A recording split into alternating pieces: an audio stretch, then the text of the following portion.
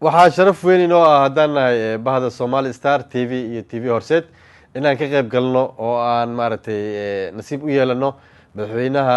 dowlad goboleedka Galmudug Maxamuud Axmed Caalin oo booqasho ku yimi maanta magaalada Stockholm saa daawanaysaanba annaga oo halkan diyaar ku ah macal cameramankeena qoslay iyo TV Horseed oo Rashid ka socda iyo aniga oo barnaamijka daadihinayo Somali Star TV Cabdiqaadir Salo waxaa nasiib weyn noo ah in maanta uu barnaamijka nagala qayb qaadanayo madaxweynaha Galmudug oo aad looga soo qayb galay sawirka aad daawanaysan waa madaxweyne Axmed Caalin oo madaxweynaha Galmudug oo aad loogu soo dhaweeyay Instagram ilaa qiyaastii waxa ka soo qayb gashay halkan haddaan qiyaaso kumanaan qof oo isaga kala yimi daafaha iyo dacalada magaalada Stockholm iyo waxay kaloo ka kala yimaadeen Europe Scandinavian-ka meesha kama marra jaalid ayaa halka ku soo dhaweysay jaaliyada Galmudug oo maartay madaxweynaha aad iyo dadweyne aad u sharaf badan oo ka soo qayb galay halkan haweenka iyo caruurta meesha kama mareen waxa kaloo maartay sawirada ka daawanaysaanba dadweyne iyo marti sharaf oo ay ka mid ahaayeen wadanka aan deganahay Sweden oo ay ka socdeen marti sharaf aad iyo aad qiimo u leh waxa kaloo aan meesha ku jiray in madaxweynaha la guddoonsiiyay hadiyooyin maartay qaali ah oo ay guddoonsiiyeen jaaliyadaha kala duwan magaalada Stockholm warbixin ayaa meesha laga bixiyay iyo oo ka kala socdeen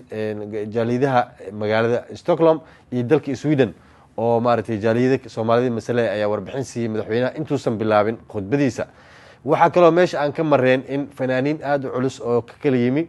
carigaas iyo Ingiriiska halkan ka qayb galeen waxa kaloo maartay warbixino bixinayay dadweynaha iyo jaaliyadaha iyo odayaasha magaalada iyo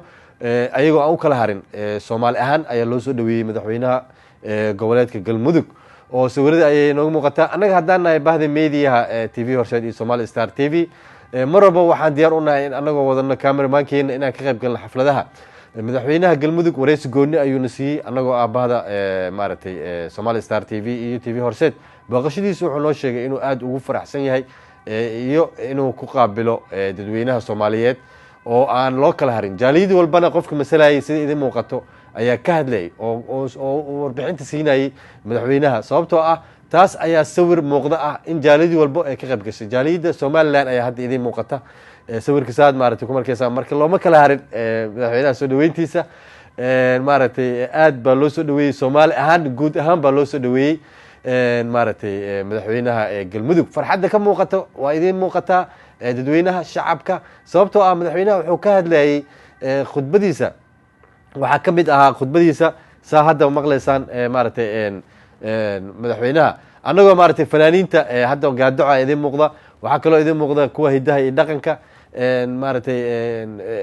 warbixino kale oo ay bixinayeen jaaliyadaha Soomaaliyeed iyo dhammaan maartay cajaladan waxa isu keenay oo aan maartay isugu soo habeenay in maartay qayb walba aan ka tusno oo maartay saa uga bogataan dhinaca haweenka dhinaca dumarka dhinaca wadaadada oo stateska hadda jira sida for example Galmudug Puntland iyo dhammaan stateska jira inay isu yimaadaan oo halkaas ay maartay heshiis ku wada gaaraan oo dawlad dhexe Soomaalida maamusho ayuu maartay u rajay wuxuu kaloo madaxweynaha halka ku qaabilay intuu joogay isagii wafdigiisaba wuxuu halka ku qaabilay jaaliyad walba oo ku booqanaysay madaxweynaha deegaankiisa oo maartay ayagoo odayaasha sida idin muuqda maartay warbixino siinayeen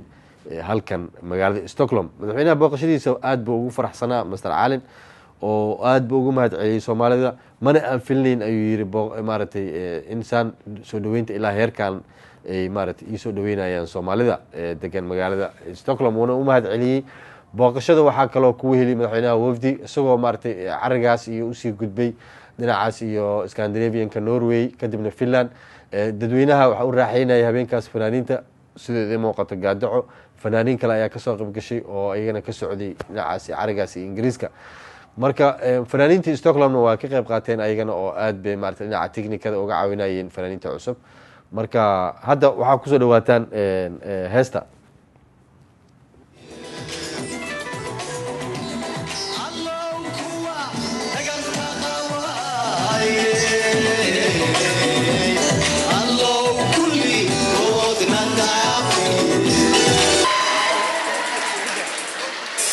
shahaad ka qiro isu aamino oo ikhtilaafka nooco intii ooga kala axdir ya wadani ya Soomaaliya burhaantan la wado axyaw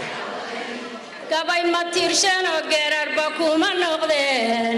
ee galmudug taageeradeedanu galahaya guniyo barfalladeedan gorfaynaya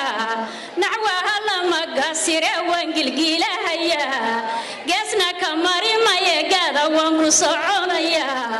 ilaa galgaduud ya muduga isgarabsadaan gacalka wada dagaynaba digar waqsadaan mataana galmudug baa loo mireynaya waniman madaxweynaye hesho lama hagi karin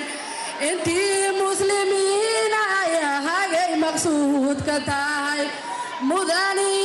ahalin baahan maasu tirinaya maqaana ku sahara rabbigii macbuudaha kalena fanaaniintii ka soo qayb galay munaasabada oo dabcan isaga kaliya waxa kale oo maartay iyana hidaha dhaqanka meesha kama mareen oo ka soo qayb galeen fanaaniinta magaalada oo aragaas Ingiriiska iyo fanaaniinta wadankan degan ee Stockholm oo iska kaashanaya dhinaca warbixinta dhinaca fanaannimada iyo dhinaca maartay fanka ay soo bandhigayeen oo madaxweynaha ku soo dhaweynayeen ayagoo ruuxaya calamadii calanka Soomaaliyeed